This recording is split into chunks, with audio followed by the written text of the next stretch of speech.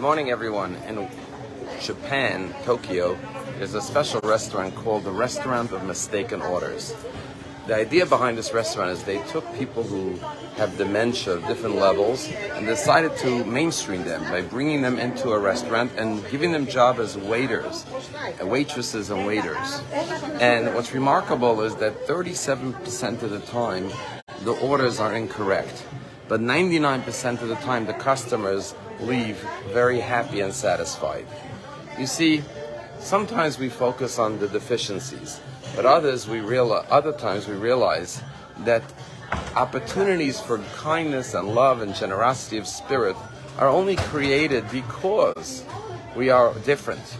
And therefore, the joy and the laughter that often takes place in these restaurants, because the love of helping other people fulfill their potential overshadows and overrides any of the deficiencies. In this week's Torah portion, we have a very important commandment. It talks to the judges, and it says, Shamoa bein achechem, that the judges should listen amongst their brethren. And the commentaries ask, why does it say listen amongst your brethren? It should say listen to your brethren, meaning that the judge should listen to both litigants. And our rabbis explain that the lesson is that a judge may not hear one party without the other party being present. Why? Because first impressions are very strong. And if the judge listens to one side without the other side being present, he may be unduly influenced by the first story he hears.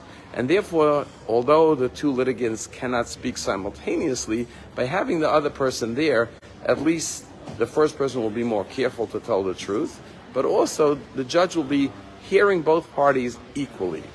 And while we may not be judges, this lesson applies to each and every one of us because we are all judgmental.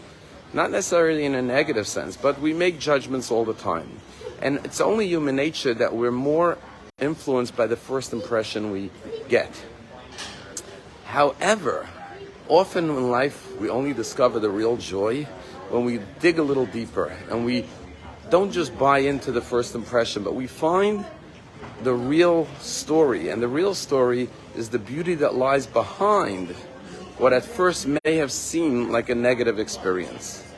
There's a story about this woman who was a water carrier, and she had two buckets at two ends of a stick. And she would go down to the well and draw water and come up to the home every day. And one bucket was new and strong, and the other bucket was old and had cracks in it.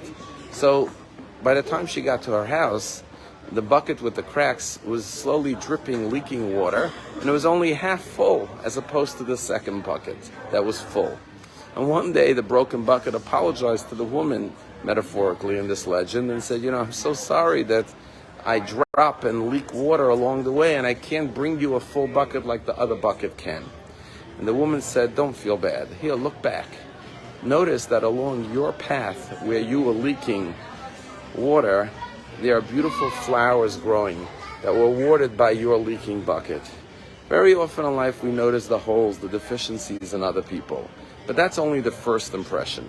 If we dig a little deeper or look a little more closely, we'll notice the flowers, the beauty along the path, the goodness, the kindness, and rather than feel there's a deficiency, we'll see the blessings. What an appropriate lesson for our society. Have a wonderful day.